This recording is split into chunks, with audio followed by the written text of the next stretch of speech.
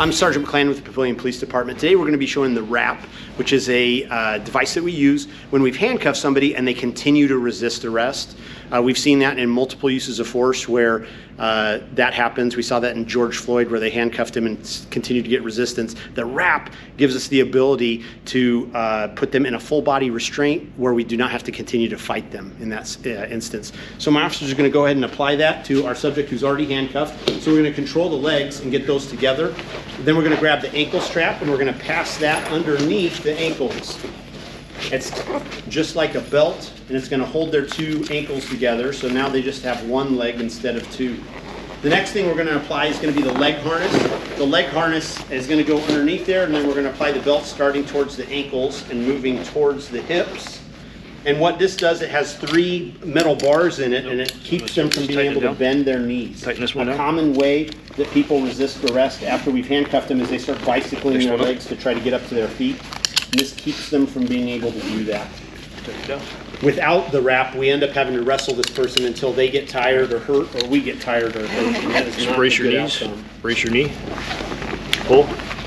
Brace knee. Pull. Brace knee and pull. Good. All right, so now we're going to grab the chest harness. That's going to go with the words up on his back. Then we're going to tuck those in between the arms, and we're going to roll him up into a seated position. We're going to control the harness up here so it doesn't smack him in the face as we do that. Eric, are you indicating you want to roll towards you? Yeah, they can. Okay, so we'll grab it under his bicep. Underhook. Underhook, there we go, awesome. Rolling him up into the seated position. Then we attach the buckles that went through his arms to the chest harness. One of the things that's notable with this is that we don't need to put very much tight on the chest harness buckles, and there's going to be space between his chest and that harness, so he has lots of space to breathe. That's plenty. Okay. So here, post up on his back. And then we're going to attach the ankle belt. The benefit of the ankle belt is that's going to hold him up in a seated position, so he's totally able to breathe.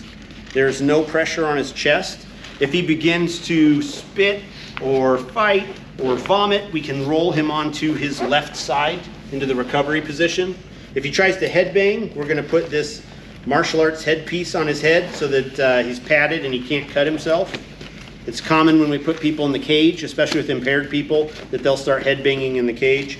And then on the back, we've got a pocket that has spit masks in it. If he starts spitting at us, that's the last thing available to him, we'll take a spit mask out. This is a mesh bag that air can pass through, so he's totally able to breathe through that. But if he spits, the spit can't make it out of the spit mask.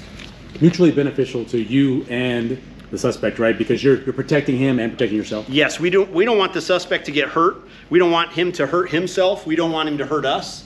And we don't want to injure ourselves while we're fighting with him. So at this point, he's controlled. Now my officers can step back, take a breath, fix their gear if they've had parts that have fallen off. He starts to get the point that he is controlled by this piece of equipment, and now we're ready to move on to whatever the next place is going to be, whether that's the jail or the hospital, depending on what type of call we have here. And this is also designed to be able to help you pick them up too with the handles on the side? Yes. So we'd pass arm underneath each of their arms, and then we can grab the handles on the legs. We can pick him up and move him into a cruiser or put him on the gurney if we're moving him to the hospital in a squad. So that's the WRAP, our full body restraint. It's a tool that we're using here at the Papillion Police Department to ensure that when we use force, our officers can do it safely, and we can do it with minimal injury to our suspect and minimal injury to ourselves.